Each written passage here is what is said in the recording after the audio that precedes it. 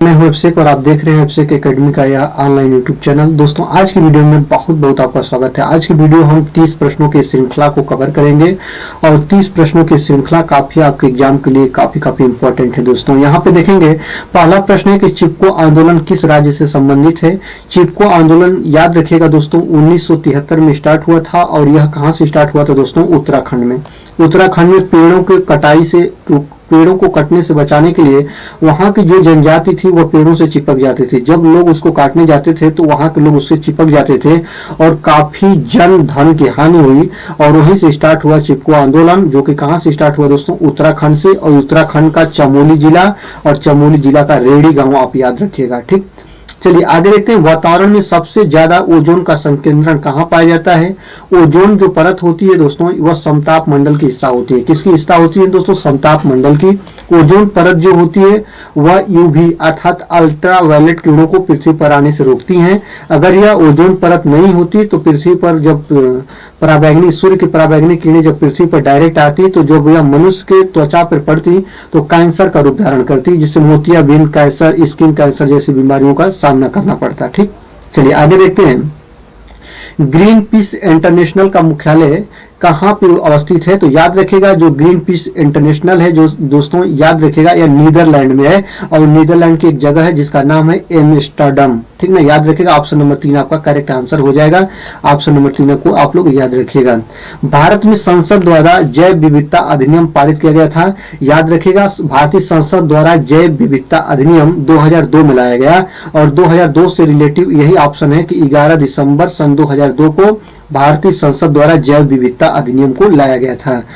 घास भूमि क्षेत्र के परितंत्र के खाद्य श्रृंखला में सबसे उच्च स्तर का उपभोक्ता क्या कहलाता है? शाकाहारी व मांसाहारी दोनों, जीवाणु, मांसाहारी, शाकाहारी। याद रखेगा घास भूमि क्षेत्र के परितंत्र पूछा है, घास से जो रिलेटिव रखता है दोस्तों, तो घास भूमि क्षेत्र परितंत्र के खाद्य श्रृंखला में सबसे उच्च स्तर का जो उपभोक्ता होता है वह शाकाहारी व मांसाहारी दोनों होता है। ऑप्शन नंबर 1 आपका सही हो जाएगा। निम्नलिखित में से कौन जैव मंडल का अजैविक घटक नहीं है?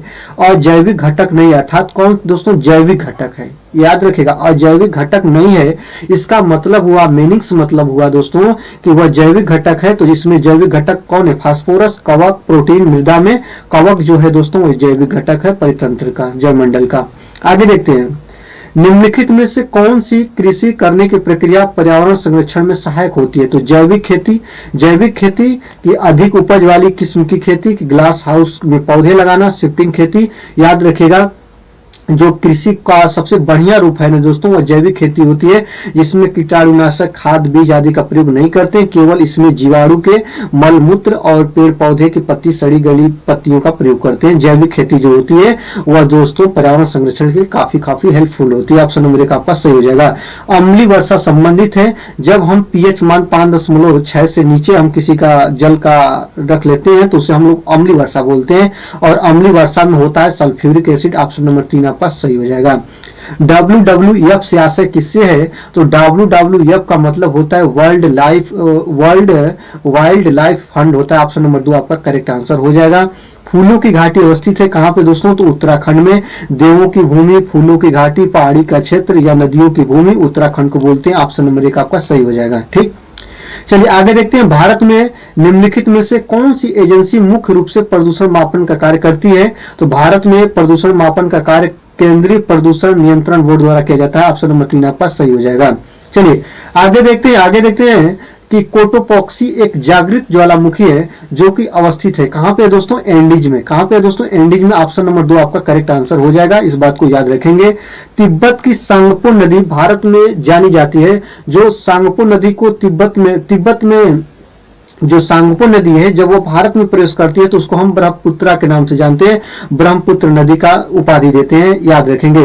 निम्न में से कहां आर्सेनिक द्वारा जल प्रदूषण सर्वाधिक होता है? तो आर्सेनिक द्वारा भारत का वह ऐसा राज्य है जिसको हम बोलते हैं पश्चिम बंगाल। पश्चिम बंगाल में सबसे ज्यादा जल प्रदूषण होता है आर्सेनिक के द्वारा, जो कि वहां की फैक्ट्रियों द्वारा उत्सर्जित होता है। भारत में पश्चिमी घाट के दक्षिण शुष्क है क्योंकि यहाँ पे क्या दोस्तों किसका प्रभाव है? रेन शैडो प्रभाव है। ऑप्शन नंबर 2 आपका सही हो जाएगा। बिना समय लिए हम केवल आपका रिपीटेशन पूर्ण करा रहे हैं तो इसलिए आप लोग इससे मत देखिएगा। वन्य जीव सुरक्षा अधिनियम पारित किया गया था, कब पारित किया गया था? तो 1972 में। वन्य जीव सुरक्षा अधिनियम कब लाया गया दोस्तों? 1972 में। वन में निवास करने वाली जो जीव हैं उनकी सुरक्षा के लिए शिकार करना अपराध माना गया 1972 में, इस बात को याद रखेगा। वायुमंडल की ऊपरी सीमा पर प्रति इकाई क्षेत्र में प्राप्त होने वाले सौर विकिरण कहलाते हैं, क्या कहलाते हैं? सौर स्थिरांक कहलाते हैं। ऑप्शन नंबर 2 आपका करेक्ट आंसर हो जाएगा। किस देश के संविधान से मौलिक कर्तव्य लिए गए हैं? तो मौलिक कर्तव्य जो है दोस्तों यूएसएसआर से लिया गया है और मूल अधिकार अमेरिका से लिया गया है। मूल अधिकार कितने हैं? 6 हैं, याद रखेगा। मौलिक कर्तव्यों की संख्या कितनी है दोस्तों? 11 है, 11 है। इस बात को भी आप लोग कवर करिएगा, ठीक। एलपीजी के संदर्भ में क्या असत्य है? एलपीजी के संदर्भ में कौन गलत है दोस्तों? एलपीजी के संदर्भ में कौन गलत है? तो मीथेन उत्सर्जन करने वाला, याद रखेगा। एलपीजी लिक्विड पेट्रोलियम गैस जो जलती है कभी यह मीथेन उत्सर्जन नहीं करती। ऑप्शन नंबर 1 आपका करेक्ट आंसर हो जाएगा, इस बात को याद रखिएगा। पारिस्थितिकी तंत्र के घटक हैं, पारिस्थितिकी तंत्र के घटक कौन है? उत्पादक, उपभोक्ता व अपघटक।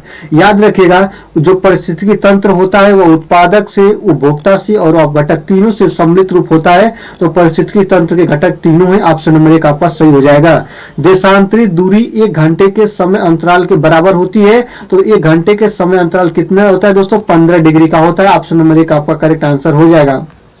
इकोसिस्टम अर्थात पारिस्थितिकी तंत्र शब्द का प्रयोग सर्वप्रथम किसने किया था?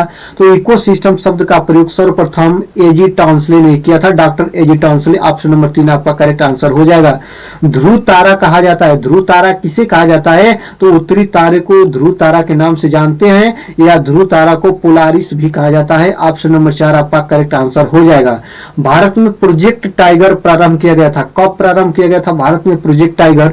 तो 1973 में, याद रखेगा। वन्य जीव सुरक्षा अधिनियम 1972 में और उसके बाद 1973 में, 1 साल बाद ही आप आया प्रोजेक्ट टाइगर, याद रखेगा। सुरक्षा के लिए, टाइगर की सुरक्षा के लिए लाया गया था। कान्हा राष्ट्रीय उद्यान भारत के किस राज्य में स्थित है? तो कान्हा राष्ट्रीय उद्यान भारत के मध्य प्रदेश में स्थित है। ऑप्शन नंबर 3 आपका करेक्ट आंसर, याद रखिएगा। ठीक, आगे देखते हैं। लखनऊ समझौता कब हुआ था दोस्तों? तो 1916 में हुआ था। किन दो पक्षों के मध्य हुआ था? तो कांग्रेस व मुस्लिम लीग के मध्य हुआ। ऑप्शन नंबर 4 आपका करेक्ट आंसर हो जाएगा। 1916 में लखनऊ समझौता कांग्रेस व मुस्लिम लीग के मध्य किया गया था।